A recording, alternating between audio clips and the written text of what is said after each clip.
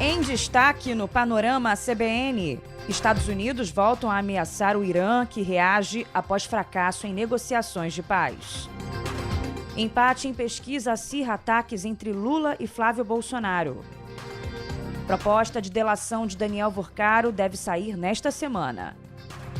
Na reta final, CPI do crime organizado ouve o ex-governador do Rio e vota relatório.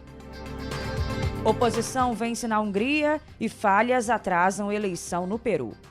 Panorama CBN. Oi, tudo bem? Eu sou Bianca Santos e esse é o Panorama CBN da manhã de segunda-feira, 13 de abril de 2026. Te conto em menos de meia hora o que de mais importante acontece no Brasil e no mundo. Vamos juntos. Começamos com o noticiário internacional e a guerra no Oriente Médio. O exército dos Estados Unidos promete bloquear hoje o Estreito de Hormuz e todos os portos iranianos também, a partir das 11 da manhã, pelo horário de Brasília. A ameaça foi feita diante do fracasso nas negociações de paz na reunião intermediada pelo Paquistão. No fim de semana, o vice-presidente americano J.D. Vance e representantes do Irã conversaram durante 21 horas em Islamabad, mas não houve acordo sobre o programa nuclear iraniano e o controle do Estreito de Hormuz. Numa publicação no X, o Comando Central dos Estados Unidos informou que o bloqueio será aplicado contra embarcações de todas as nações que entrarem ou saírem de portos e áreas costeiras iranianas, incluindo os portos iranianos no Golfo Pérsico e no Golfo de Omã.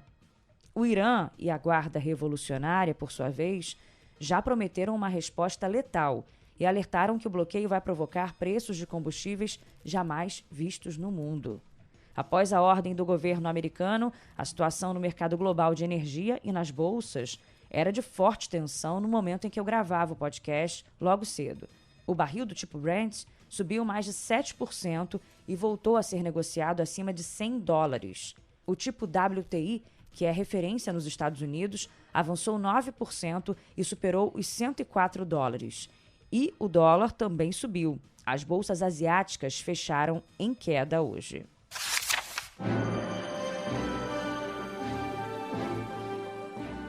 Agora vamos falar de eleições aqui no Brasil.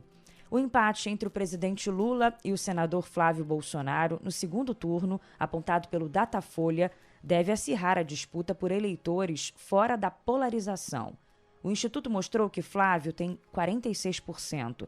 Isso no segundo turno, tá? Contra Lula, que marca 45%, numericamente atrás pela primeira vez. Quanto à rejeição, o petista apresenta 48%, enquanto o adversário registra 46%. A sondagem também aponta que 40% dos eleitores avaliam o governo Lula como ruim ou péssimo e 29% como bom ou ótimo.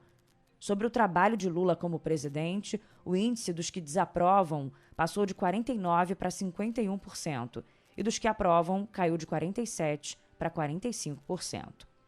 Um dia depois da divulgação da pesquisa, aumentou a artilharia entre Flávio Bolsonaro e integrantes do governo.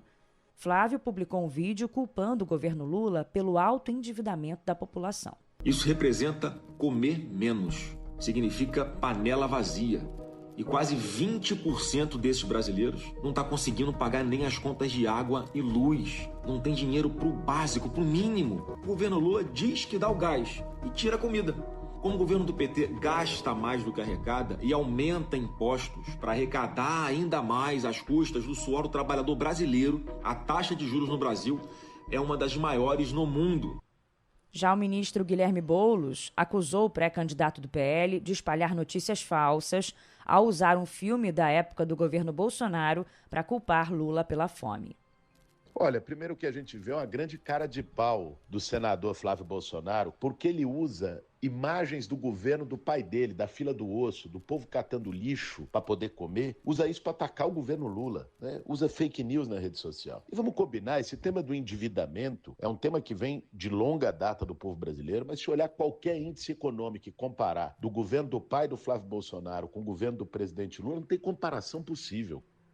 Para o cientista político Alexandre Bandeira, a queda de braço explicita a tentativa de atrair para si uma massa importante da população que pode ser decisiva no resultado das eleições. Mas, no fundo, é tudo uma questão de uma queda de braço eleitoral, tendo aí de volta a tentativa de uma medida populista que coloque o sentimento do brasileiro a favor de um ou de outro, né? Porque nós estamos aí já anunciada uma eleição extremamente polarizada que deve ser decidida na casa abaixo de 5 milhões de eleitores. Bom, o governo... Falando em medidas, do governo atual, corre para apresentar soluções, especialmente para a população de baixa renda e pequenos empresários. Guilherme Boulos classificou as altas taxas de juros distorsivos de agiotagem e confirmou que Lula vai anunciar um pacote para reduzir o endividamento nas próximas semanas. E ainda falando sobre a pesquisa, 59% dos brasileiros defendem a prisão domiciliar do ex-presidente Jair Bolsonaro e 37% querem que ele volte para Papudinha. É o que revela a Datafolha divulgada neste domingo. No final de março, o ex-presidente foi transferido para casa, após o ministro Alexandre de Moraes determinar a prisão domiciliar temporária por 90 dias por questões de saúde. Depois desse período, Moraes poderá prorrogar a prisão domiciliar ou determinar que Bolsonaro volte para Papudinha. O Datafolha ouviu 2.004 pessoas em 137 cidades entre os dias 7 e 9 de abril, e a margem de erro é de 2 pontos percentuais.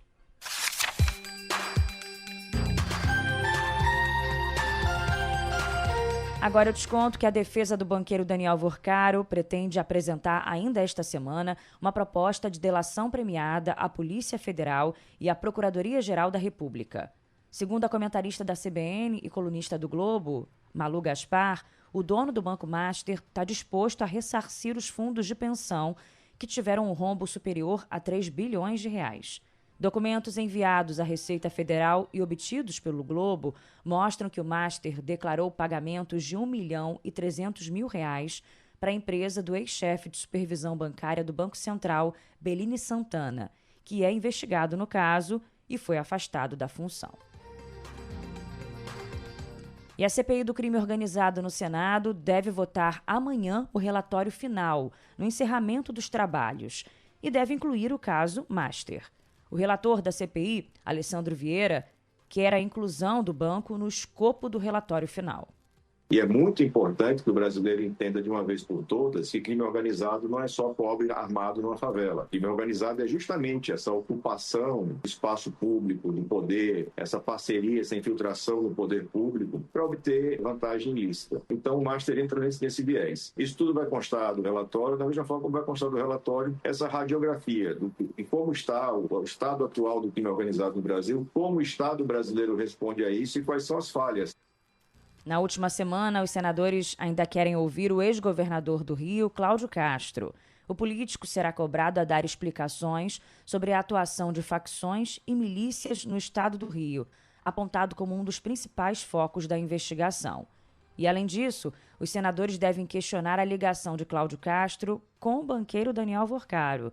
Em 2025, o então governador viajou ao Peru no avião de Vorcaro para assistir a final da Libertadores.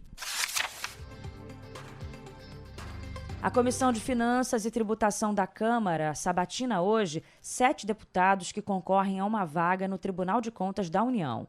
Eles foram apontados pelos líderes partidários para disputar a indicação da Câmara para o cargo de ministro do TCU na vaga aberta pela aposentadoria de Haroldo Cedrais. Os candidatos são os deputados Danilo Forte, do Progressistas do Ceará, Hugo Leal, do PSD do Rio de Janeiro, Elmar Nascimento, do União Brasil da Bahia, Gilson Daniel, do Podemos do Espírito Santo, Odair Cunha, do PT de Minas, Soraya Santos, do PL do Rio e Adriana Ventura, do Novo de São Paulo. Depois da sabatina, hoje à tarde, os nomes confirmados pela comissão serão encaminhados para votação no plenário da Câmara. O TCU é formado por 9 ministros. Desses, 6 são indicados pelo Congresso Nacional e 3 pelo presidente da República. O deputado Odair Cunha foi indicado por vários partidos, além do PT, e tem o apoio do presidente da Câmara, Hugo Mota. E uma reportagem do Globo conta hoje que, em busca de votos para aprovar a indicação de Jorge Messias para o Supremo Tribunal Federal, o Palácio do Planalto colocou na mesa de negociações a oferta de cargos em agências e em órgãos reguladores. A costura tem sido vista por articuladores políticos do governo como uma forma de reduzir resistências de parlamentares ao nome do atual advogado-geral da União, que teve a sabatina marcada para o dia 29 de abril, após quase 5 meses de banho-maria, devido à falta de apoio no Senado. As vagas foram discutidas em uma reunião de Lula com o chefe do Congresso, Davi Alcolumbre, no fim do mês passado. Lula tem ao menos 14 cargos em diretorias ou no comando desses órgãos que estão vagos ou que ficarão sem titular nos próximos meses, a partir do fim do mandato de seus atuais ocupantes. A estratégia do Planalto, então, é negociar os nomes que serão indicados com o grupo político de Alcolumbre e com parlamentares de partidos do Centrão. Pessoas familiarizadas com o assunto disseram ao jornal Globo que uma das opções é que metade dos cargos seja indicada por senadores e a outra metade reservada ao governo. Hoje, o Tribunal Superior Eleitoral vai escolher o novo presidente da Corte. No comando do TSE atualmente, a ministra Carmen Lúcia vai antecipar a saída do cargo. Pelo sistema de rodízio, tradição no tribunal, a eleição deve definir os magistrados Nunes Marques na presidência e André Mendonça na vice. Carmen anunciou a eleição na semana passada. E o STJ vai decidir se a Justiça Comum ou a Militar deve julgar se o tenente-coronel da PM, Geraldo Neto, foi o autor da morte da esposa, a soldado Gisele Alves. A Promotoria de Justiça Militar fez o pedido após entender que há conflito de competência. O pedido foi aceito e formalizado no dia 7 de abril. Gisele foi encontrada morta com um tiro na cabeça no dia 18 de fevereiro, no apartamento onde morava com o marido, no Brás, região central da capital paulista. Já a Justiça do Distrito Federal começa a julgar, nesta segunda-feira, os réus acusados pelo homicídio de 10 pessoas de uma família no Distrito Federal. Os crimes foram praticados entre dezembro de 2022 e janeiro de 2023. Conforme informações da Polícia Civil, o crime foi motivado pela posse de uma chácara, avaliada em R$2 milhões, na região do Paranoá. E ainda uma reportagem do Fantástico ouviu relatos de mulheres que denunciam abusos sexuais cometidos por um cardiologista durante consultas e exames no Rio Grande do Sul. Um horror esse caso. O médico Daniel Colette, de 55 anos, foi preso no fim de março, em Taquara, a cerca de 86 quilômetros de Porto Alegre. Imagens mostram o momento em que ele é algemado por uma policial dentro do próprio consultório. Ele era conhecido na região, um cardiologista considerado um profissional respeitado. As investigações começaram após 3 pacientes procurarem a polícia. Depois da prisão, outras 39 mulheres também registraram denúncias. Segundo os investigadores, muitos relatos têm o mesmo padrão. Os abusos aconteciam dentro do consultório ou em salas de exames. O cardiologista foi indiciado por violação sexual mediante fraude e também é investigado por estupro e estupro de vulnerável. O Conselho Regional de Medicina do Rio Grande do Sul abriu uma sindicância para apurar o caso e, claro, que ele pode ter o registro cassado.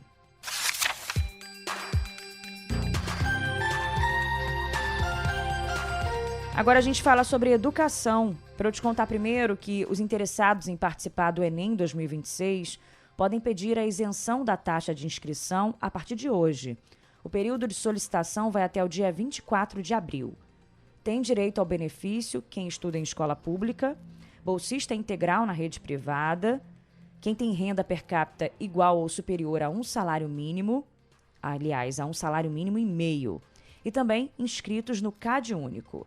Quem estava isento em 2025 e não compareceu à prova deve justificar a ausência para ter direito à gratuidade da taxa novamente. E o Conselho Nacional de Educação deve votar nesta segunda-feira a primeira regulamentação oficial para o uso da inteligência artificial no ensino brasileiro.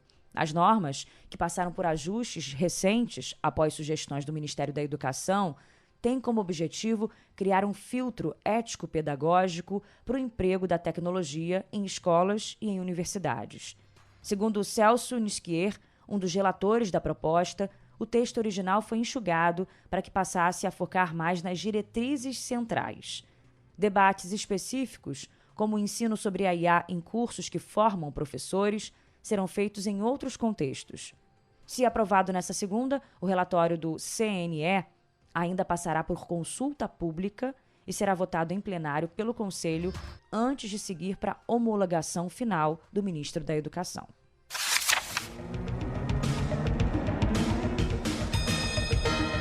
De volta ao noticiário internacional, eu te conto que milhares de pessoas saíram às ruas na Hungria para festejar a vitória da oposição, que encerrou um ciclo de 16 anos de poder do líder da extrema-direita, Viktor Orbán.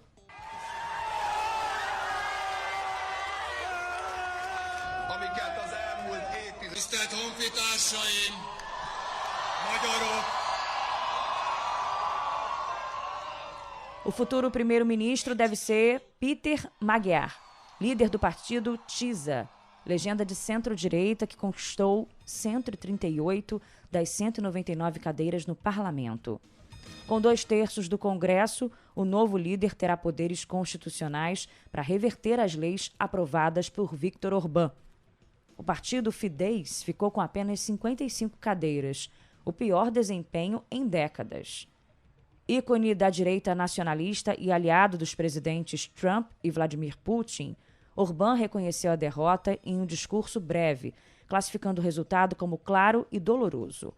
A eleição na Hungria era considerada a mais importante da Europa nesse ano e registrou uma participação recorde de 66% dos eleitores. Durante os 16 anos como primeiro-ministro, Orbán promoveu medidas duras contra direitos de minorias e liberdade de imprensa, enfraqueceu várias instituições húngaras e foi acusado de corrupção. Ele também tensionou fortemente a relação da Hungria com a União Europeia e usou repetidamente o poder de veto para bloquear decisões que exigem unanimidade, como o empréstimo de 90 bilhões de euros à Ucrânia. A presidente da Comissão Europeia, Ursula von der Leyen, celebrou a vitória da oposição e disse que o coração da Europa está batendo mais forte na Hungria.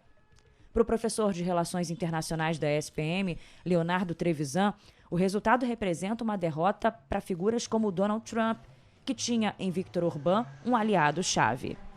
A Hungria destoava, tocava outra música. Para a gente ter uma ideia do que nós estamos falando, né? Tudo que era falado reservadamente no contexto dos chanceleres europeus, o chanceler húngaro saía da reunião e ligava para o Putin para contar. É um negócio assim descarado. Então, de alguma forma, a Europa encontrou alguma forma de ter na Hungria o aliado que ela tanto precisava. Tem um derrotado nessa história, precisa ser notado, que é Donald Trump. Desde a sexta-feira da semana passada, o vice-presidente dos Estados Unidos, J.D. Vance, estava em Budapeste, fazendo campanha eleitoral para o Orbán.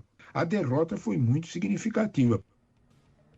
O futuro ministro da Hungria tem 45 anos e, curioso, é ex-aliado de Viktor Orbán. Em 2024, ele deixou o partido do atual primeiro-ministro e fundou o TISA, que agora venceu as eleições. Péter Magyar promete reaproximar a Hungria do Ocidente, reduzir a dependência energética da Rússia e liberar 18 bilhões de euros em fundos que foram congelados pela União Europeia. Em entrevista à Globo News, a professora de Relações Internacionais da Universidade Lusófona de Lisboa, Sabrina Medeiros, destacou o simbolismo da vitória da oposição na Hungria para a União Europeia. Essa maioria vai poder aprovar emendas constitucionais, vai poder mudar leis cardinais. Então, o aprofundamento dessa política de oposição urbana será mais possível por conta dessas maiorias. E o que isso significa para a União Europeia? Significa que a Hungria não será mais um ator incongruente na cena europeia, isso porque eles têm usado o direito de veto. Maior parte das decisões, entre as mais importantes da União Europeia e dentro dentro do conselho que reúne os estados é dependente de conformidade entre todos os membros. Então, a Hungria tem usado seu direito de veto. Também há um congelamento de fundos. A gente pode dizer com segurança de que a crise econômica sobre a Hungria tem a ver, em grande medida, com o congelamento desses fundos, que é um mecanismo de punição muito relevante. Importante análise, né? Seguimos acompanhando a política internacional, falando agora sobre o Peru. O Conselho Nacional Eleitoral prorrogou o horário de votação até às 6 da tarde de hoje, em pontos específicos, devido a problemas logísticos ocorridos no domingo. Mais de 60 mil eleitores foram prejudicados porque o material de votação não chegou a tempo a 15 pontos de Lima e a 2 distritos eleitorais nos Estados Unidos. Apesar da prorrogação, as apurações seguem em andamento sem divulgação dos resultados.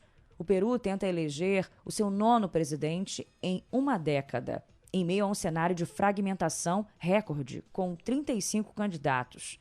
Segundo as pesquisas de boca de urna, a candidata Keiko Fujimori lidera a corrida com cerca de 16,6% dos votos. Na disputa pelo segundo lugar estão 3 candidatos: Roberto Sanches, com 12% aproximadamente, Ricardo Belmonte, que tem 11%, e Rafael Lopes Aliaga, que aparece com 11% também, um pouco abaixo. Como nenhum candidato deve alcançar 50% dos votos, a eleição deve ir para o segundo turno, que será disputado no dia 7 de junho.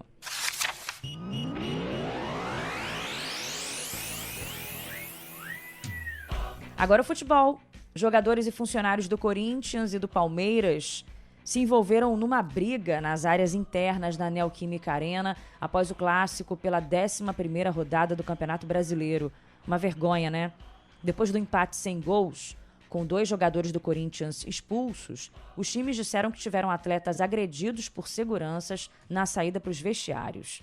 Segundo nota do Palmeiras, o atacante Luigi foi agredido por um funcionário na área de acesso aos vestiários.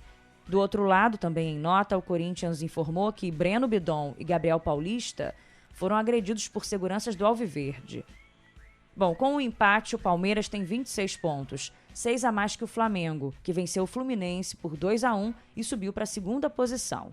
Nos outros jogos de domingo, o Atlético Paranaense venceu a Chapecoense por 2-0, o Cruzeiro derrotou o Bragantino por 2-1 e Botafogo e Curitiba empataram em 2-2.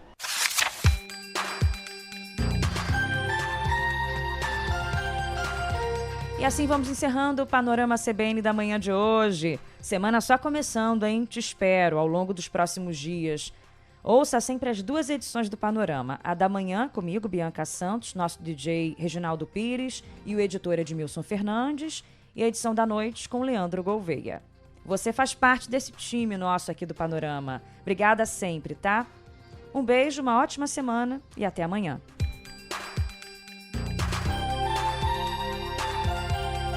Panorama CBN. As principais notícias do dia em menos de meia hora.